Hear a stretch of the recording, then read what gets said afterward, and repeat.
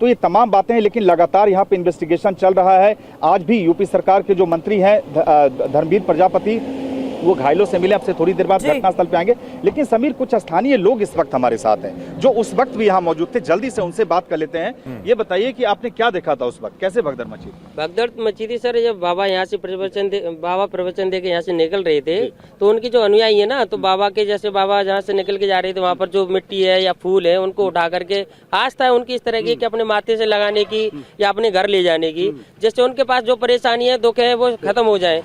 और ये एक अंधविश्वास है सर। हुआ क्या फिर उसे आप बता? हुआ क्या है सर, ये जब बाबा निकले भगदड़ मच गई यहाँ पर। कुछ प्रशासन ने जो पॉपुलेशन को, पब्लिक को कंट्रोल करने के लिए वाटर कैनन से उन पर पानी के फव्वारे मारे। पानी के फव्वारे भी मारी थी? पानी के फव्वारे भी मारे गए थे, या प्रशासन था या बाबा के अनुयायी थे या बाबा के फोर्स था जो पानी के फव्वारे मारे थे। जहाँ कीचड़ पहले से ही हो रखा था, 2-3 दिन से बारिश हो रही थी यहाँ, उसकी वजह से लोग फिसलते चले गए। लाखों की संख्या में भीड़ थी। अगर 10,000 लोग भी सर, 20,000 लोग भी अगर भगे हैं बाबा की तरफ, तो आप समझदार है सर, 200-300 लोग मरना मामूली बात है उनके बीच में। कह रहे हैं कि जो आंकड़े दिखाए जा रहे उससे ज्यादा लोगों की मौत हुई? बिल्कुल सर, उससे ज्यादा ही है। जो लोग अपने घर चले गए यहाँ से डायरेक्ट लेकर के, जिनको मिल गए अपने परिवारजन, उनको वो सीधे गाँव लेके, उन्हें किसने देखा है?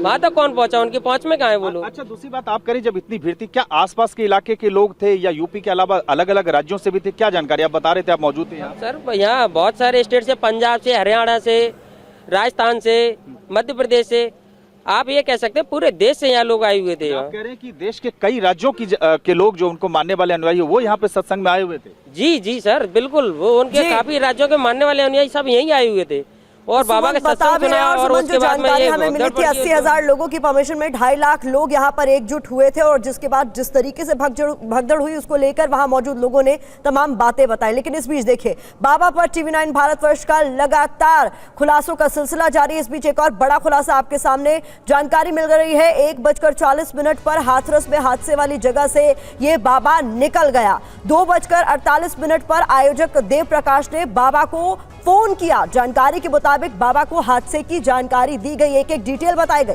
बाबा के नंबर पर कॉल किया गया, किस नंबर से किया गया वो हम आपको नहीं दिखा सकते हैं। इसके अलावा बाबा देव प्रकाश के बीच जानकारी के मुताबिक 2 मिनट 17 सेकंड तक बातचीत हुई है फोन पर। इसके बाद 3 बजे से 4:35 के बीच मैनपुरी के आश्रम में बाबा की लोकेशन मिलने की जानकारी सामने आई। बाबा ने मैनपुरी से 3 नंबरों पर बातचीत की है। जो पहला नंबर है उसको लेकर डिटेल ये कि आयोजक महेश चंद्र का है, जिससे 3 मिनट तक बात हुई है। जो दूसरा नंबर जिस पर बातचीत हुई है वो आयोजक संजू यादव का है, जिससे 40 सेकंड तक फोन पर बात हुई है। और तीसरा नंबर देव प्रकाश मधुकर का है, उनकी पत्नी का है, जिससे 11 मिनट तक बात हुई है। 4:35 पर बाबा का फोन स्विच ऑफ हो गया और अब तक ये फोन बंद है। कुल 8 जगहों पर दबिश दी जा रही है। 5 पुलिस की टीमों का गठन किया गया है। एक टीम में 8 मेंबर्स हैं। 40 पुलिस वालों की जो टीम है वो लगातार दबिश दे रही है। हरियाणा दिल्ली भागने की आशंका भी इस बीच बाबा को लेकर जताई जा रही है। विपिन चौबे का मैं रुख करना चाहूंगी, हाथरस से लगातार हम तक पल पल का अपडेट पहुंचा रहे हैं। विपिन, बाबा को लेकर जो तमाम आसपास के लोग मौजूद हैं वो कह रहे हैं उनकी कोई गलती नहीं, और अगर बाबा भी इतने आश्वस्त है कि उनकी कोई गलती नहीं है तो वो भागते हुए क्यों फिर रहे हैं? उनका फोन क्यों स्विच ऑफ है? यही सबसे बड़ा सवाल।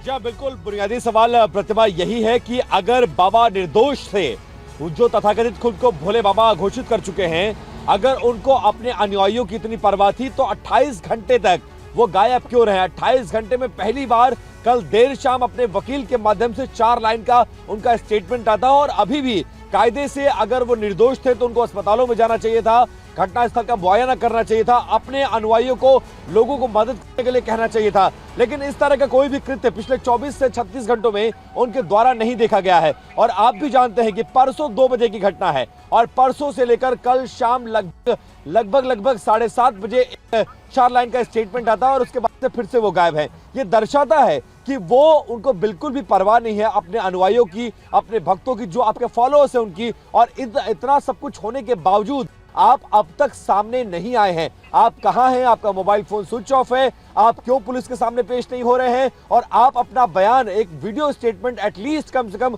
उन लोगों के लिए, उन लाखों फॉलोअर्स के लिए जो आपको चाहते हैं, भगवान की तरह पूछते हैं। और आज जब पूरी देश की मीडिया आपसे सवाल खड़े कर रही है तो भी उनके सवालों का कोई जवाब देने के लिए आप या आपका प्रतिनिधि अभी तक नहीं आया है। हाँ, आपने एक अधिवक्ता जरूर नियुक्त कर दिया है, लेकिन उस अधिवक्ता की भी ऑथेंटिसिटी को अभी चेक करना होगा, क्योंकि बाबा का फोन स्विच ऑफ है। बाबा किस बात से संपर्क में है, कैसे संपर्क में है, कैसे अधिकृत किया गया, और बाबा क्या उनके जरिए ही अब बयान रखेंगे या मीडिया के सामने अब कभी नहीं आएंगे। ये बहुत सारे ऐसे सवाल हैं जो बाबा को लेकर सवाल खड़े हो रहे हैं। लेकिन फिलहाल तथाकथित भोले बाबा फरार है, अदृश्य है और किसी के भी सामने आने से बच रहा है। बिल्कुल, बाबा कहां है ये किसी को पता नहीं, पुलिस को भी पता नहीं। लोकेशन जो उसकी पिछली थी उसके बारे में कुछ जानकारियां जरूर मिली हैं, किससे उसने बात की है इसकी डिटेल जरूर आपको TV9 भारतवर्ष ने दिखाई है। कासगंज का रुख करते हैं, जितेंद्र भाटी वहां से हमारे साथ मौजूद हैं। जितेंद्र, आपने बाबा के कई रिश्तेदारों से भी बात की है, बाबा ने यह तिलिस्म कैसे रचा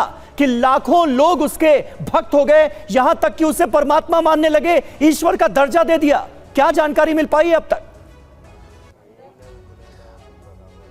बिल्कुल, देखिए यही रहस्य हमें भी जानना था कि आखिर ऐसा क्या हुआ कि सूरजपाल, जो कि 1999 तक जो है एक यूपी पुलिस में कार्यरत थे, उसके बाद अचानक अध्यात्म में उनका नाम हुआ। तो उनका आप दिखाएंगे, आप अंदाज़ा लगाइए। उनका एक गांव है बहादुर नगर, जो कि पटियाली पड़ता है कासगंज में, वहाँ पर है। अब यहाँ आप जब आएंगे तो आश्रम देखेंगे, इसको देखकर ही आपको लग जाएगा कि वाकई में ही ये कोई ऐसी जगह है जहाँ पर कोई बड़ा व्यक्ति रहता है। तो आध्यात्म के दौर में यहाँ पर जो लोग हैं उन्हें कोई भगवान मानता है तो कोई भगवान के रूप में मानता है। और ये देखिए वो जगह हम दिखाते हैं जहाँ पर उनकी शुरुआत हुई, यानी कि एक पुलिसकर्मी से लेकर अध्यात्म की दुनिया में जाने तक का सबसे पहला जो आश्रम था वो यहीं पर था। और TV9 भारतवर्ष जो है इस आश्रम के अंदर आपको दिखाएगा आखिर था क्या, यानी कि यहीं से शुरुआत हुई थी भोले बाबा की। और यहाँ पर जब लोगों के बीच उनके चमत्कार की कहानियाँ जो है वो सुनाई जाने लगी, कहा गया कि जो उनका हैंडपंप का पानी है उसे पीने से रोग दूर हो जाते हैं, लोगों की परेशानियों का हल हो जाता है, सारे संकट दूर हो जाते हैं। तो उसके बीच यहाँ लोग आने लगे। ये देखिए ये वो जगह है जहाँ पर बड़ा भंडारा बनाया था। इससे आप अंदाज़ा लगा सकते हैं कितने लोगों का यहाँ भी आना जाना है। हालांकि दूसरी तरफ देखें तो 2012 के बाद बाबा इस जगह पर नहीं आए हैं,